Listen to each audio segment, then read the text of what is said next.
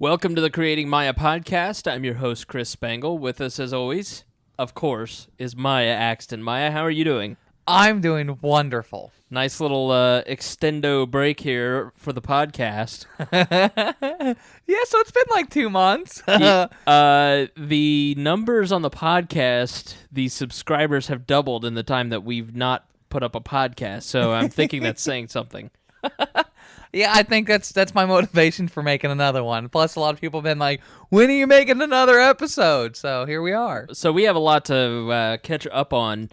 One of the first things that I wanted to talk about, and if you hear something in the background, it's thunder, so it's storming outside. So sorry about that. We apologize. We don't have a fancy studio, just my apartment. So It's good enough. it's good enough. We produce lots of material out of this apartment. One of the things that I wanted to talk to you about was the Libertarian Party of Indiana convention. Now, we're going all the way back to April, Yeah. so this is a while ago. But the way that you and I met was through the Libertarian Party of Indiana. I was the executive director. You were a volunteer for a few of our campaigns, a campaign manager. We worked together on Rupert's campaign. And I had known you about 2 years before you had come out. And I had known you as Jeremiah. And I always, I had heard through the grapevine that there might be some things going on that you'd eventually come out about.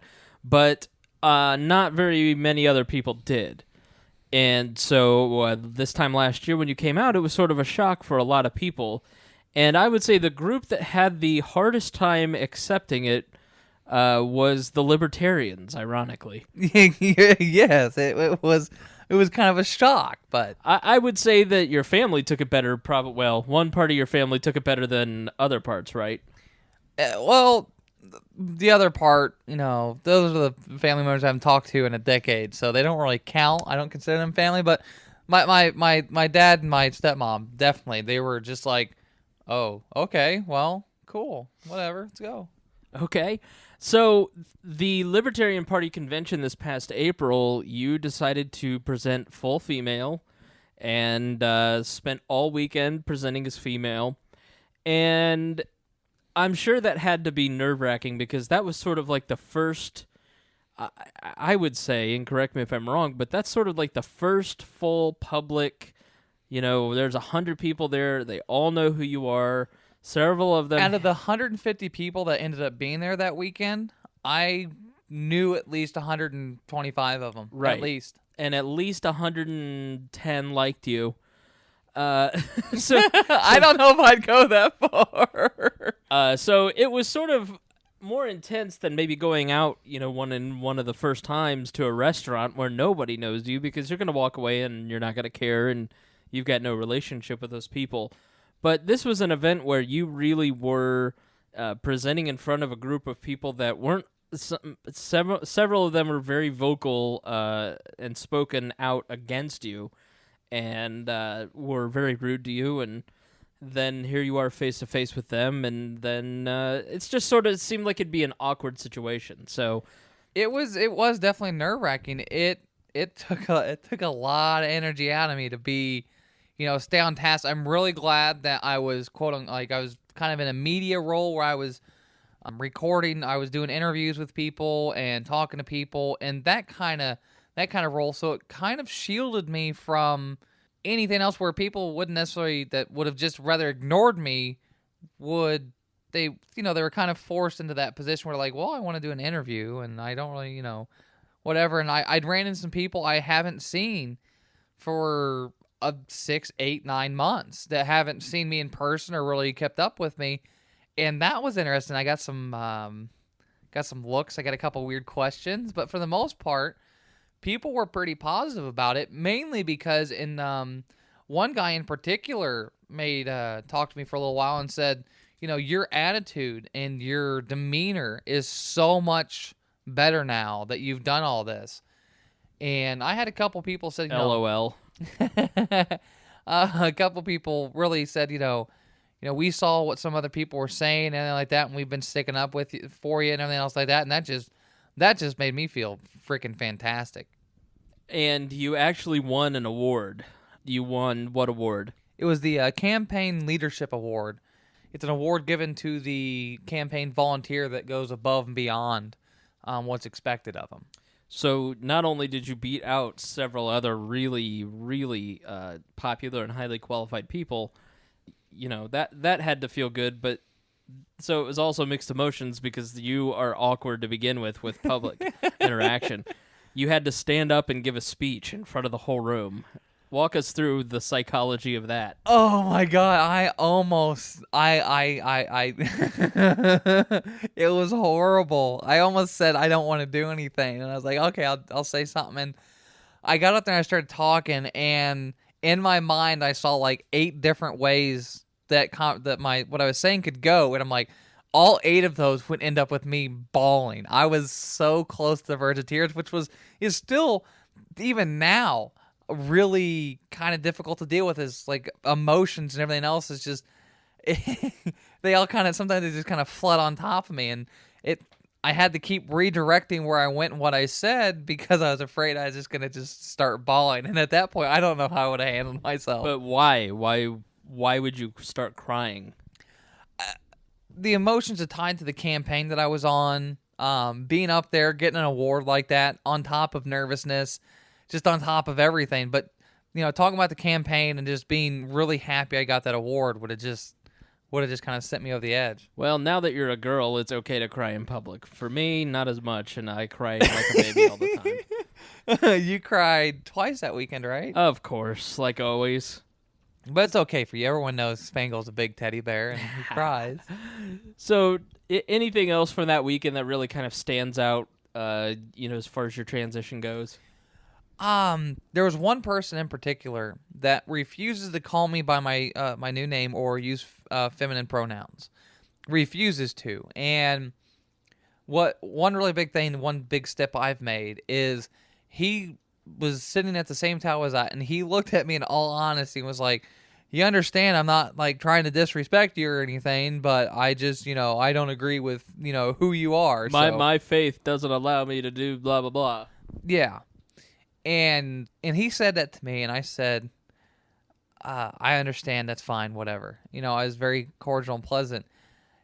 And that took a lot, too, because normally I would have reached across the table and broken his neck, or punched him in the face, or pulled out a gun and shot him, or stabbed him, or normally I would have done something extremely violent about halfway through his first statement.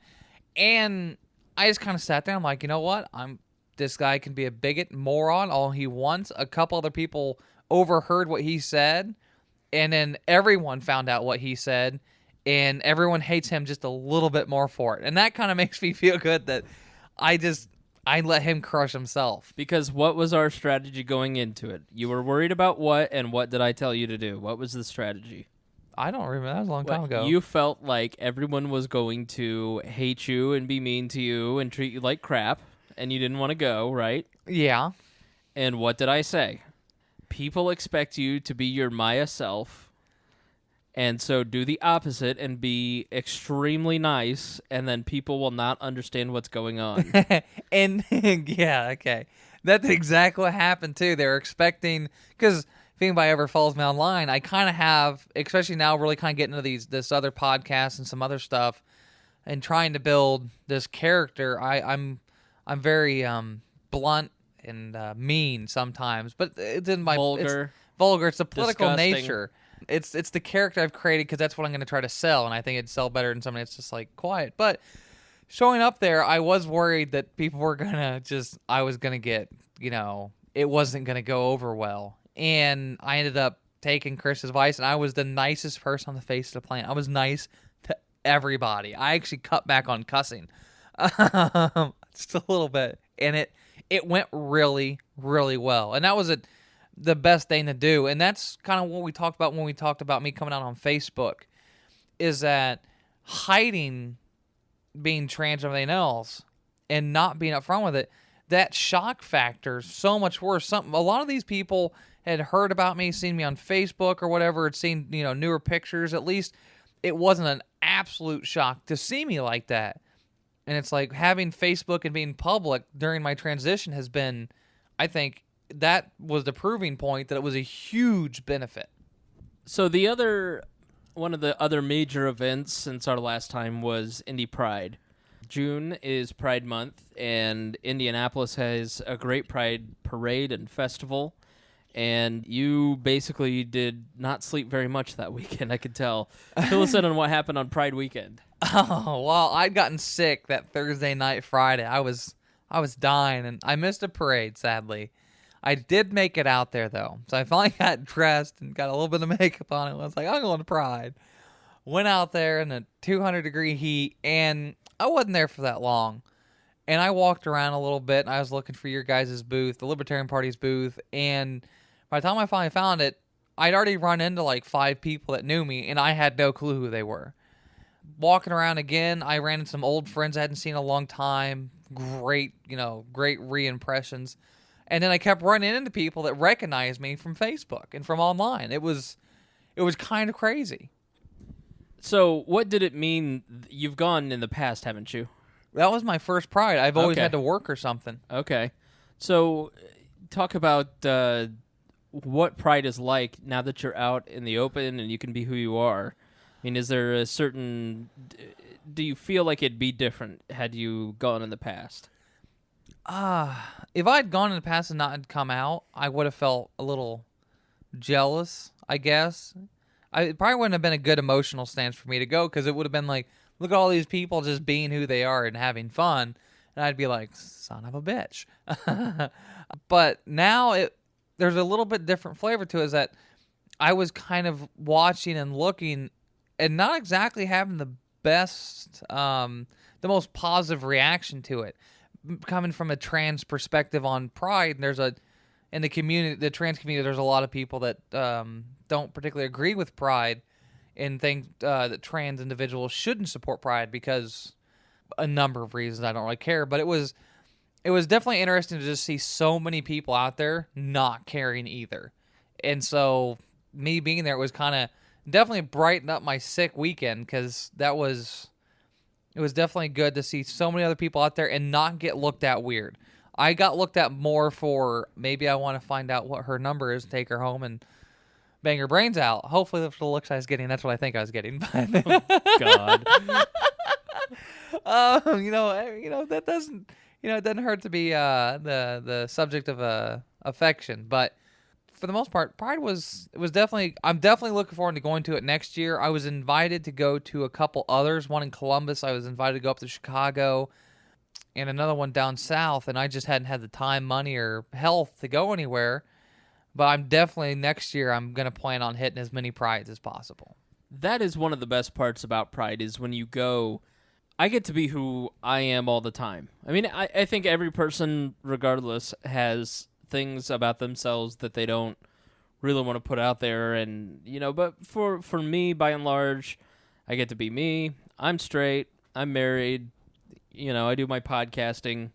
I'm just sort of out in the open. You don't really sense it and understand it, like the feeling of having to be in the closet, until you go and you're around a lot of people who are happy that they don't have to hide. Like, they get to go out for a day and be themselves, do exactly what they want to do without anybody judging them or worrying about people judging them. Right. Like, it's really kind of a cool thing to see a group of people just getting to be themselves, when you feel like this energy, say, off of people at the Pride festivals, like, I have to hide who I am, or I have to tone myself down 99% of the time, and then this is the time I get to cut loose. Right. And it's kind of crazy, and a lot of people hate Pride, and they don't understand that they don't understand it. Not everybody is a prude and wants to cover up every inch of their body all the time, and maybe some people don't mind walking around in really tight little skimpy shorts. We're watching the day of the Pride Festival was my sister's baby shower, and we're watching it, and I'm staying there with my mom and dad, and we're watching the coverage of the Pride Festival, and this little twink walks up behind the news reporter, and he is wearing the tiniest little bikini underwear and nothing else, and neon glasses, and just starts humping to the music on the newscast, and the whole party just loses their mind because it's so funny.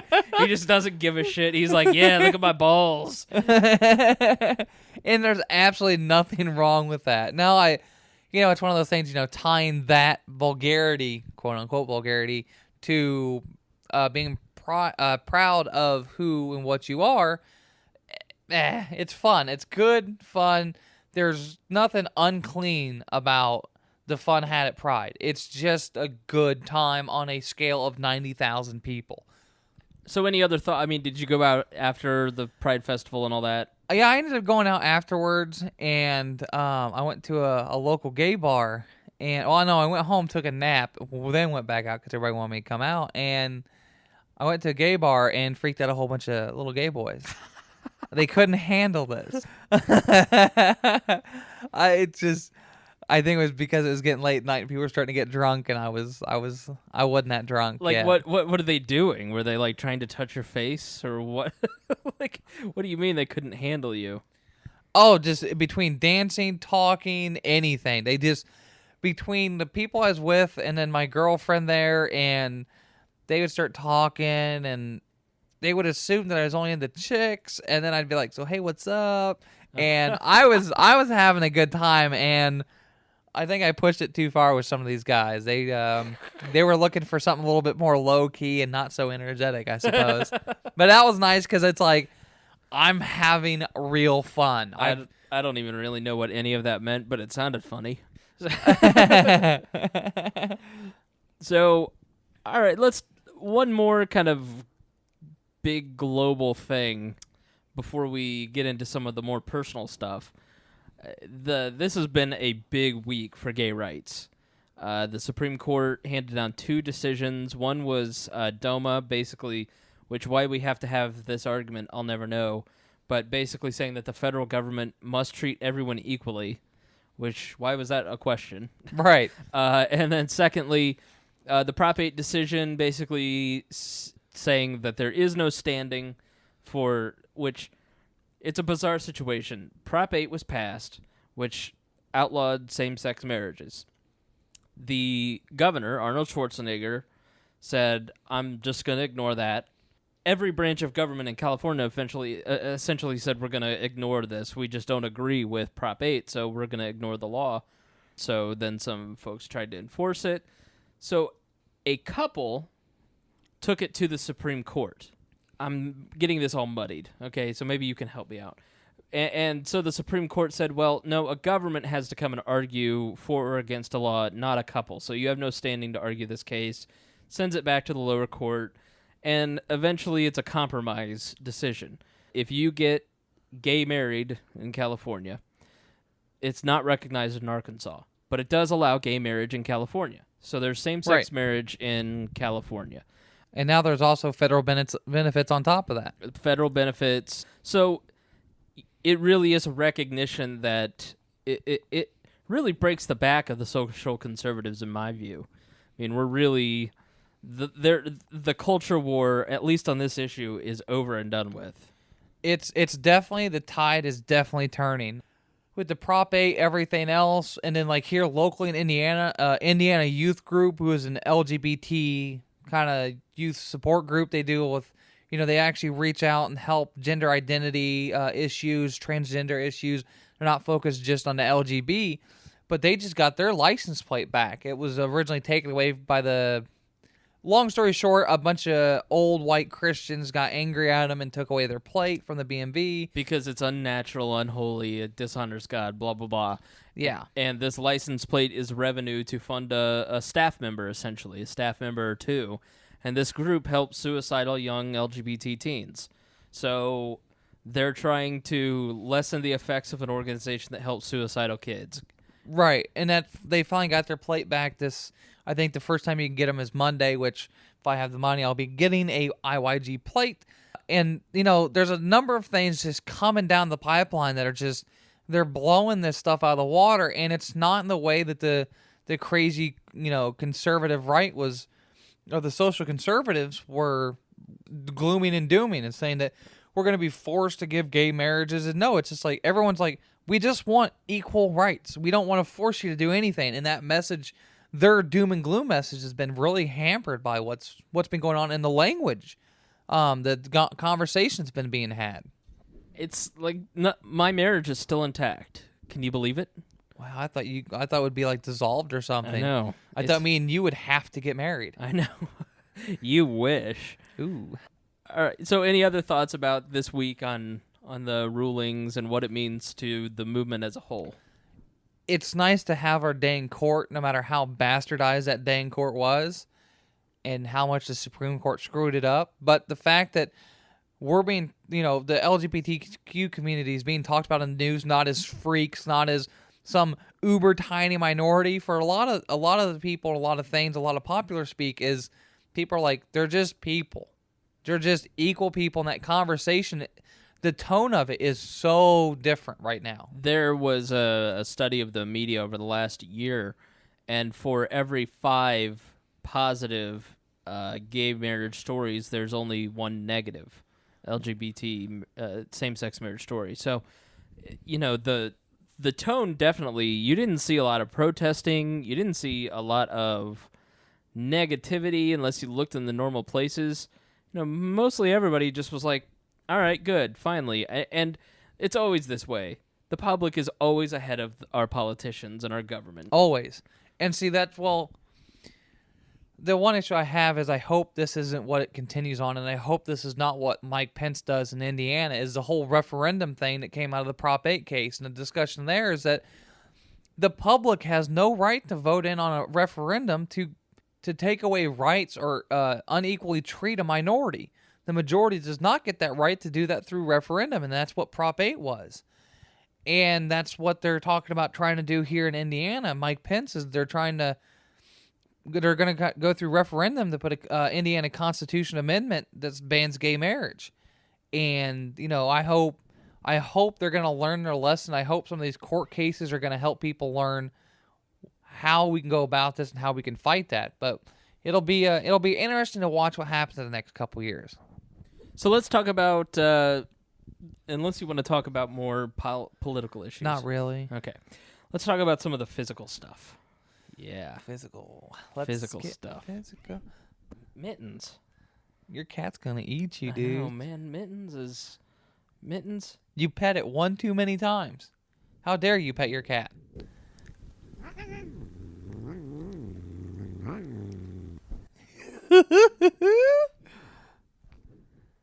Silly kitties. Hi. Okay, so the crazy cat is off me, and I'm bleeding now. Let's talk about your pussy.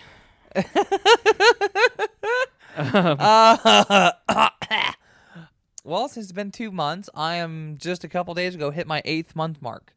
Been on hormones for 8 months, which is just absurdly crazy. It's hard to think that it's been 8 months. There's been quite a few changes I've noticed in the past 2 months. My muscle mass has decreased dramatically. I don't know if that's just from inactivity and the hormones or something else. We're kind of lazy. I'm just saying. And just the same thing with like the fat redistribution's really working now. And like boobies. Huh? Boobies. They're definitely growing. And my girlfriend Emily makes sure to point that out every single night. I'll be laying there and she's just like, boobies, and like jumps on me. Now you know how my wife feels. Welcome to being a woman. So half of our conversation is about my wife's boobs. Hey, it's gonna be nice to have 2 sets of boobs in the house.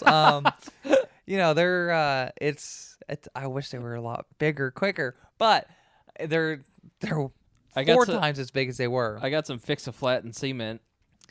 We're not gonna make homemade hydrogel. I'm sorry. It's just that's aqua. Is it aquagel or it was aquagel, right?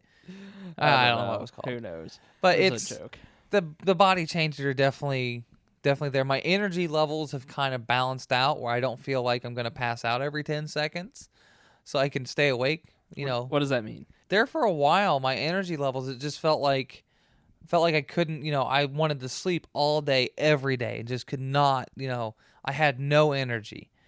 And then, now the difference is that I still don't have nearly the amount of energy I used to. I don't know if that's between getting a little bit older, being a little bit more out of shape, and a little everything. But it's just they seem balanced now.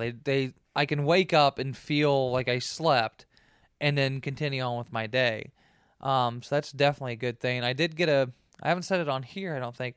About a month ago, I got my blood test back, and my T levels were at 64. Yeah, 64. And I think the normal male range is like 300 to 1,000 or something, and the normal female range is like 15 to 70. So my testosterone levels are in normal range to where they need to be. And so that's a really, really awesome thing. You got permanent makeup. Well, Pride weekend, after being sick, getting slightly intoxicated that night, I went in the next day at 11 o'clock in the morning and got my first pass on permanent eyeliner. Black permanent eyeliner, which it's a tattoo gun with 3 needles on your eyelids. Kind of painful. Sounds awesome. Not really. And then just now yesterday, I went in for she went ahead and did a second pass on my eyes and did the first pass on the lip liner. I was going to have my lip liner put on and then fill in the lips a little bit, but you can only do one at a time. And so I did the lip liner, and that was extremely painful because that's a needle with 5 needles. It's my lips hurt really bad right now, but they're nice and swollen, so they look big, and I kind of like that. As you know, I was against the permanent makeup because I feel like, why limit yourself? Like, if you get a tattoo, you don't get the chance to experiment. I mean, so what was your response back to me when I said that? I think it's somewhat of a lack of understanding how it works on your part necessarily. As my choices on how, like, I do eyeliner and stuff, she's putting on eyeliner in such a way that it's a little bit less than how I'd normally do it. So I can go fuller with the eyeliner. I can go darker. I can go thicker. It's thin enough where it's going to pass for everyday wear. Plus, I'm blind in one eye, and I have no symmetry. So between those two things, I can't really do eye makeup that well. I can't duplicate things. And then on my lips, we're going to go for a little bit more of a natural shade on the lip liner, and then same thing on the lips. So it's going to be a little bit more natural looking and not so, out there, but it naturally makes my lips look bigger and better. But it's super easy to cover up, and it's not really that. It's not permanent makeup. It's not like going and getting ready and picking your shades and your colors, and then that's it. No, it's the way they do it is it's a little bit. They can do it, so it's a little bit more natural looking. It just gives you a nice base to work off of. Is this something that's common in the trans community, or is this something that you just decided to do? I'm not 100% sure because it's usually pretty pricey. Well, it's extremely painful. Plus, I've known a couple people have gotten it in the trans community, but I don't think it's as popular as a lot of things because there's so many other things people want to spend their money on. A lot of people would rather save their money and spend it on facial surgery. Everything about being trans is extremely freaking expensive. So permanent makeup's not really, I guess, always high on the list. I just got really lucky because this person just got out of school. She's been doing spa and hair and nails and makeup for quite a few years. So I know she's talented, but she just now learned how to do permanent makeup, and so I'm kind of her practice dummy. Which it's nice because of the cost, but it's like, well, we're experimenting with different numbing agents, so it's not always numb. And it's a tattoo. Well, the neat thing about permanent makeup is it's a different kind of ink.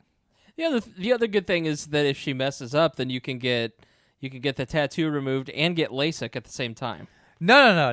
Like I said, it's a different kind of ink, so it's not necessarily the same as a tattoo. This will eventually fade and wear out much more than a tattoo would. Plus, they can go back in with different colors and shades, and they can actually get rid of any mistakes. They can, if she put on the eyeliner too thick, she can go back in with a different, like a white or something, and go through, and she can dampen it down.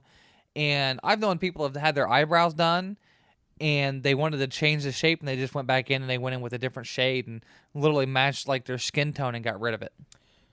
Have you had any other laser hair treatments from our friend Lisa Corbett? The last one I had was the week before the convention, but I haven't really bugged her because she just got a new location. She moved into another to a doctor's office instead of just being on her own, because she's going to start getting some different things where it's going to be nice to have nurses and stuff around to help with some of the other things she wants to get into. And now she has an office space to actually be in. It's not just kind of her own little thing. So I haven't gotten into a whole lot of that. I do plan on trying to go up there sometime soon. I need at least another 1 or 2 on my face before I'm extremely happy. And I'm going to go up there and see her again. But she's still cooking along. I haven't been up to her new location, so I can't say too much more about it. Where's it at? It's up on the north side of Indy. I think it's around 86th Street, I want to say. What's her website address? It's CorbettLasers.com. CORBITT? 1 T. Okay. CORBIT. Lasers.com. Yeah, so do you have to shave at this point? Because it seems Yes. like, okay, so but it is, you had the typical Nixon 5 o'clock shadow where at the end of the day, you look like you had barely shaved the morning of. At this point, your skin looks like you have almost no patchiness. There's only a little bit on my lower chin, on the left side. There's just a little bit that's still, if I have a little bit of foundation, a little bit of powder on right now, so it covers up a little bit, but it's, in the beginning, before I got the laser hair removal, I was putting on lipstick underneath the foundation because red's easier to cover up than like the blue shade of like 5 o'clock shadow, and I don't have to do that anymore. And between the laser hair removal and the hormones, the hair's growing really slow now.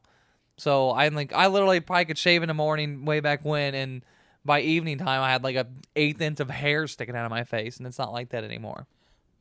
So do you put makeup on every day when you leave the house? I mean, what is your daily routine at this point? It depends on what I'm doing. I don't put any makeup on if I'm going downtown to work. I bike in, I ride 6-7 blocks in, and I don't want to put any makeup on because it's going to run off my face, and I don't know when I'm going to have to hop on the bike again and go get sweaty. And I'm a very hot individual. My body temperature... Yeah, you are. My body temperature seems to run higher than normal, and I naturally have higher blood pressure. And so I sweat and I get hot really easily. And so I just, I figure I'm at that point, if I do a close shave in the morning and with this permanent makeup now, I'm good to go. I can just walk out the door and just be good. Now, if I'm going out and I'm doing something, or I'm not going downtown to ride a bike around or, walk 30 blocks around downtown, yeah, I almost always put at least something on. So speaking of tattoos... Yes, my girlfriend, Emily, she went... Big step in my view. It is. I have my old wedding ring tattooed on it from my previous marriage, and it says in Latin, "Amor vincit omnia," and that means love conquers all. Except that first marriage. Except the first marriage. That didn't really conquer much. Yeah, no. Well, no. she conquered a few things, but not marriage. So I talked to my girlfriend. She has never had a tattoo. This is her first tattoo, which is surprising. I have 4 and she has 0, and we all thought she'd have more at this point. But so we were like, she's like, "Well, what do you want to get for your first tattoo? We gotta go get you one." She's like, "Well, how about I get your ring?" I was like, "Really?" She's like, "Yeah." She knows what that means to all the rest of us, right? Yes, she fully well Did knows she what it fucking means. trick you? No. This is awesome. I actually made her write up. I asked her, I'm like, "Why do you want to get that ring in particular?" And she wrote me a really a page long response to that, and it was beautiful. Her fingers are a lot smaller than mine, and the tattoo artist that we went to, he's good, but he's not as good as the guy I had in Albuquerque. And then on smaller fingers, it's hard to fit 15 characters on a little finger. So they didn't do it in a ring. What they did is they put the words "Amor vincit omnia" down the side of her ring finger, so it stands out even more than just the ring would. Nice. And that kind of means a lot to us.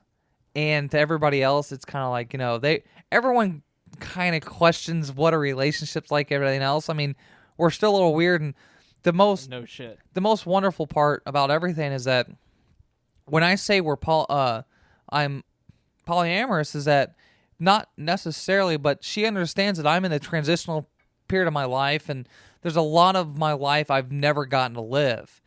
And so if there ever comes a circumstance or a point in time, or I just say flatly, if there's somebody I want to go date and I want to go, I don't want to say experiment, because I'm not like wanting to go out and experiment, but if there's being that I'm a little bit more open about everything, I'm more open with my feelings and everything else, that if there's something that comes across as a relationship I want to have, she's okay with that. See, I don't understand that at all. So let's say you meet a nice guy or gal down the street in the apartment building over. Like, is she going to be okay with you two having a relationship? Yeah. I just find that hard to believe. With as much as Emily's gone through with me, it's super easy for me to believe. Why put her through more? You two are basically married now. But see, it's how we see our lives. We're gonna be together for the rest of our lives. That's undeniable. But she knows how weird I am, and she's got the same openness on her end too. And there's sometimes just certain periods of we understand there's certain periods of our life. There's certain things that'll happen where maybe we'll want to share some new experiences with somebody different, and it doesn't diminish our relationship at all. If anything, it helps shield us from the normal issues. Not that we are normal anyway, but like I said, there's things where she really wants it for me, because she don't want me to have any questions or regrets about anything else in my life since coming out. So, and she knows that I'm a very curious person, and if I have questions about it, I just go jump into it and do it. I mean, this isn't about, sex or anything else. It's literally about relationships. She's the only relationship I've ever had as a trans woman.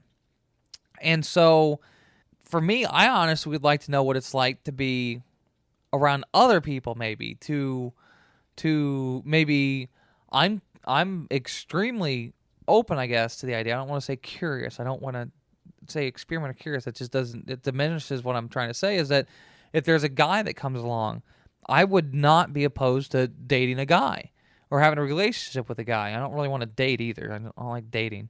But there's a number of things out there, but for our relationship, if two people love each other enough, they understand, depending on the person too, because some people are okay with being 100% monogamous. But since I've really come out, I've had 4 different couples come out to me as being poly. And they, their reasonings and everything else. Is that the what most people would understand as wife swapping? No.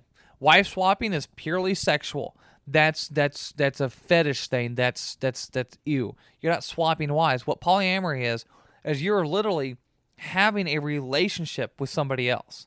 It's like literally like, okay, me and Emily. I go and I meet some guy. We date, like actual date, hang out. Andrew. That's funny for. Nobody's gonna know what that means. No. But say this, Andrew. So I go Let's and date. say you're on a podcast with a guy named Andrew. Yeah. And you just can't keep your hands off of him. Oh, I'm gonna throw up. But no, and so I would actually be dating that person. Like I said, it's not about sex. And then Emily, if she wants to, she can either not date anybody, or she can go out and she can go date somebody. And it's not that if I'm dating somebody, she has to go out and date somebody. It's just whoever comes across in our paths, and if we want to have experiences share with those people and get close to that person, that's perfectly fine. So what's the end game? I mean, let's say you meet Andrew and he sweeps you off your feet and you two have a long-term relationship. I mean, is there a choice at the end? I mean, no. Emily's number one at all points. Or do you all move into a giant house with each other? Or no, and that's the different thing about me and Emily are a little special. If there's a third wheel we could add on, we would. That'd be pretty awesome because we'd need that for an extra balance. But I don't even understand or want to know. well, in our personalities, because I'm a lot of times of an alpha personality, so I'm very overpowering. Emily's also an alpha. Not many people know that, but sometimes if I'm the one in charge in that moment, she just kind of takes the back seat. I would say that you are the bark and she is the bite. Yes, perfect way of putting it. Right. But so Emily Also sums up most of your Friday nights. Yes. Wait, what?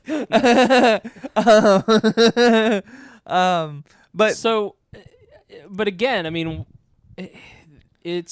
you're telling me that if you're going out on a date and you're sitting there getting ready for a date, she's totally okay with that, and vice versa. Yes. Emotionally. Yes. What if it's month 8 into that relationship, and you're still once again going out on a date, and you're spending 70% of your time with that other person and not her, or vice versa? No, see, it's really hard to explain because I can't say it for everybody, but like for me and Emily, it's going out. If we did meet anybody else, they would be under the understanding that it's not going to be serious because hypothetically if it happened, well, life's crazy, but for me and Emily, we're both our number one, and we always will be. It's just, what do we need in life and everything else, and I'd perfectly understand if she needed a break from me because I'm kind of overbearing sometimes. I'm a lot to handle, but... That's why there hasn't been a podcast for the last 3 months. I needed a break. Piss on you. But, no, it's a really complicated issue, and it depends on each individual situation, but... No, for the most part, I would never ever think that if I was out with somebody else that it would be more serious than what I have with Emily. I would be paranoid that eventually you get in a situation where you're not that other person's number one, though. Well, here's the thing. Both me and Emily are misanthropes. Okay?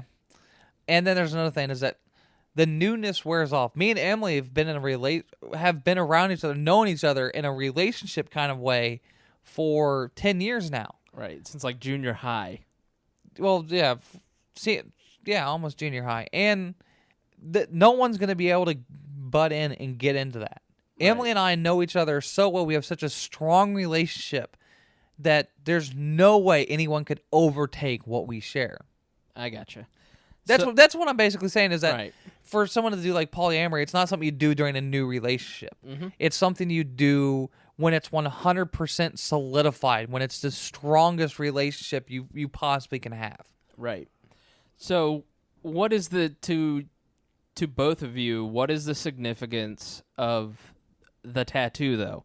Because despite this conversation about polyamory, that's a huge step. Like that basically is like getting engaged. I mean, but I can't assume that anything is like anything else when it comes to you and Emily, honestly. So tell us what that means so we don't have to guess and basically assume it's our own little way of being married. Aww. Thank you for not making me get you a present. Very sweet. You want to get me something? No. You didn't have a wedding. Before I leave, I'm going to walk into the kitchen and walk out with something. I need a toaster. You want a cat? No. Not that one because I can't pet it. It'd eat me. So you guys, would you ever have a wedding ceremony or some sort of celebration? When I look good, we're going to have one. See, it's all about you, really. Well, no, when she's not near, she wouldn't get herself a wedding dress. Now that you're married, she wouldn't get her. Choose your words carefully. I was married once before. People were always like, "How do you do whatever you want to do in your marriage?" I'm like, because we went into it thinking we're both individual people. It's not you control my life, I control yours. Maybe I should have controlled hers more. But no, it's yeah. No, she don't want to. We don't want to do that right now. We're gonna wait until we can afford to do what we really want to do because we've been planning one for like the last 6 months. So, oh, that's big news. Planning a wedding, huh? Actually, it's a giant troll. I know what that means, but explain. Actually, it's basically we're gonna invite everybody, And we've gone about it a couple different ways. Actually, we were going to do where she has a fake boyfriend she gets engaged to and going to get married to, so her family will come. And then I invite a whole bunch of my friends and tell them kind of the opposite story. And then we have this giant wedding where we were thinking about doing a costume change in the middle, but we'd take way too long to get ready, especially her. So we wouldn't do that. But we costume change. She'd come out in the Tonys. She'd come out in whatever she'd want to wear. I think we defended like a tuxedo style dress. I'd come out in something just skimpy ass, super beautiful, fabulous wedding dress. I totally think she should be wearing the tux, and you should wear a full giant Anne Boleyn, King Henry VIII era wedding dress, like the biggest, whitest wedding dress you can find. Well, see that we're gonna kind of make it more of that's why I say like a tux themed dress, where it's not necessarily a tux, but it's definitely not that much of a dress. I just am picturing Emily in a tux, and it makes me laugh. And it makes me laugh even harder than thinking of you and my wife's wedding dress. I'd rock that shit. I bet. I might have a dress I can sell you. My wife's other dress. It'd be custom made. Well, you can have this one. Okay. And do whatever you want to it. So basically, at this point, you two are married, and you just didn't tell anybody. It's nobody's goddamn business. It is actually other people's business because they care about you and want to celebrate with you and are happy for you. The thing is, I have a character I got to play. And Emily has a character she plays that nobody really knows about. Yeah, it's a great character because nobody's ever heard of it. It's like... Right. It's great because nobody knows the real Emily. But when we go out to political events, we've gone out to events, we don't go as a couple. We use the fact that she gets hit on by every guy that sees her as a tool against them. We play the crowd. Who has this kind of energy? What do you... This is what I do with my life. I don't watch sports. I don't really do anything else. This is what I do. Social terrorism. Yes. For anybody not paying attention to watch anything else I do, I've been called a new thing now. I have a new marker, I guess, is that I'm a social terrorist. And a lot of trans people are social terrorists, is that they just walk around and they instill fear, confusion, and awe in people as they walk by. So it's we explain the concept on a new podcast on the network called Storytime with Gina, and you can go to WAL-radio.com. WAL-radio.com. Get Storytime with Gina. On the first episode, Miah explains social terrorism. And basically the whole thing is Miah likes that when she walks in a room, she's the center of attention and nobody can figure her out. It's a wonderful thing. I've kind of took this, and that's when I talked about before about passing. I don't really care about quote unquote passing. Is that I don't buy into social norms. I don't know about normative social interactions and introductions, all that crap. When I say gender anarchy and anarchism, it's everything. I break all of the rules, and not just because there are rules to be broken. It's because I just don't give a shit. This whole situation's helped me just be me, and me is awkward. Yep. So legally, how does your marriage to Emily work? Let's say you two were to get married. How would the marriage work? Right now, we could get married. If I ever get to the point where I change my gender marker, we can't get married. And if we got married before I changed that, well, it would be, I don't know how Indiana would treat it, but it'd be pretty much dissolved. Really? Yeah. Wow. Isn't that bizarre? I mean, that just tells you everything you need to know. You're the same exact person, whether legally your marker is one way or the other. Individually, you should be able to make the choice. Well, and a nifty thing is that's what the marriage debate and the same-sex marriage debate. What about changing sex marriages? We're all pretty sure that we're all not ready for that, Miah. We're all pretty sure that no matter what they pass and if they legalize same-sex marriage, it's gonna somehow screw trans people. Right, because they throw you under the bus to get the victory, and then you can claw your way. Yeah, if you can't call a gay person a faggot, you'll throw the tranny under the bus instead. That's how these politicians do it too. That was Clinton's argument for signing DOMA. If I hadn't signed DOMA, they would have passed something worse. So this was the better compromise. Yeah, and it's like, well, we can't pass this equality bill because it protects trans people too. Well, kick them out. Well, then we'll vote for it. I'm not saying that gay people don't care about trans people and everything else, but it's understandable human nature. The gays and lesbians are making headway, and they've got some steam. They've got their money coffers, and they got these organizations. Are you really gonna give up a win for that small group behind you? Yeah, but I don't think it's about them. I think it's about everybody else. Like, I don't think it's about the LGBT community. It's not that they wouldn't fight for you. It's that the people they're fighting against, it's just more liability than they can muster. Do you understand what I'm trying to say? No, that's kind of what I tried to say, but in a horribly worse way, is that it's understandable that if we get left behind, they're not leaving us behind on purpose, but they're like, they're doing it because they say, all right, we'll get this victory now, and then we'll come back for you later. Yeah, it's never going to happen, but the trans community is breaking so much more than laws and everything else. It's breaking down how society sees gender, because even gays and lesbians are, to a degree, gender normative, where they still buy into the gender binary. There's only male and only female, and they have to be masculine and feminine.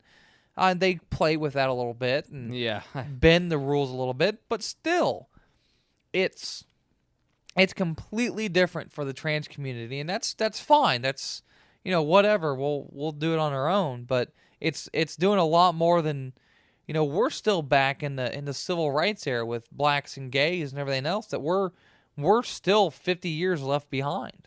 We've barely gotten any states or any place to really do gender identity discrimination laws. Not that I want those. If from the government standpoint, the government can't discriminate on those bounds, and we don't really have that everywhere. Let me ask you this, and I know this may seem insensitive, but this is more about you as an individual as opposed to the whole trans community.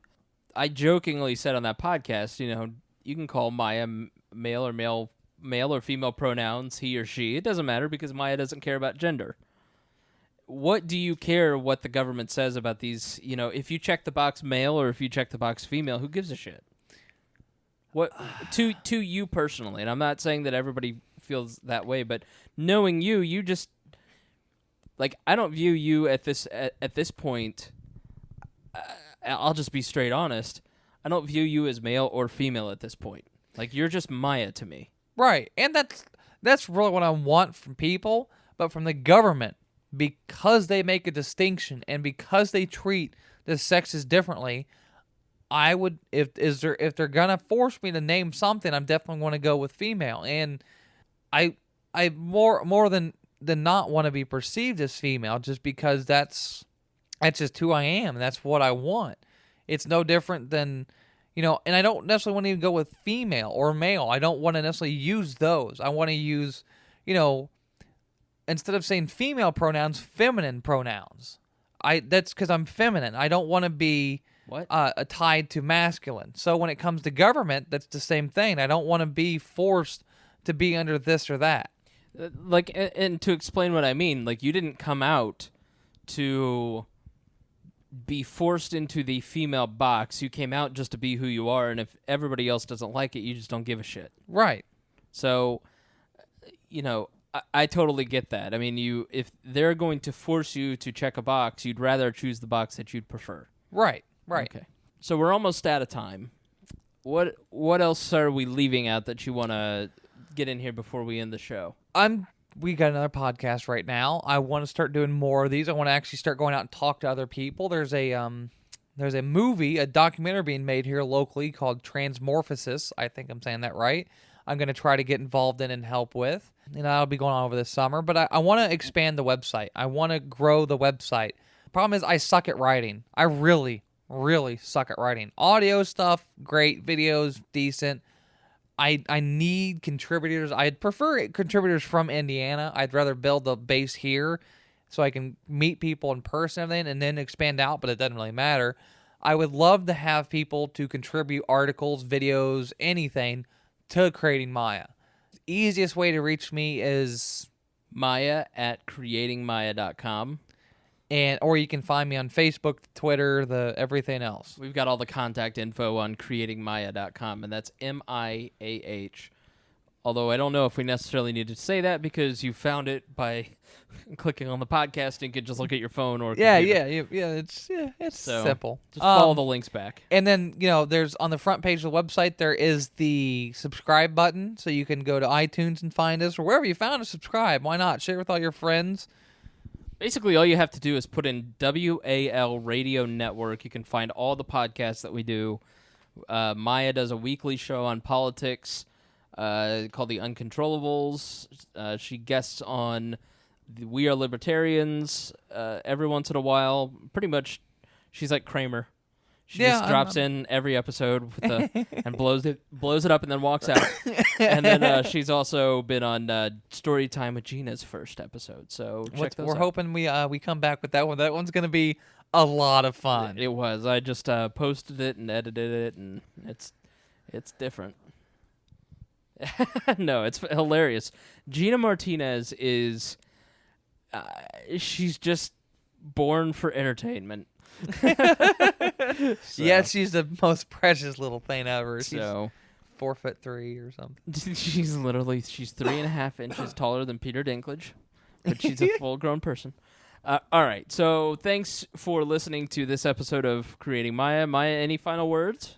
No, thanks. I know we have 60, 70 subscribers, and so thanks for everyone that's subscribed to this thing that's been dropped off the face of the planet for 2 months, and I'm definitely going to keep providing more of these for everybody. Yep. All right, well, thanks for listening. We'll see you next time.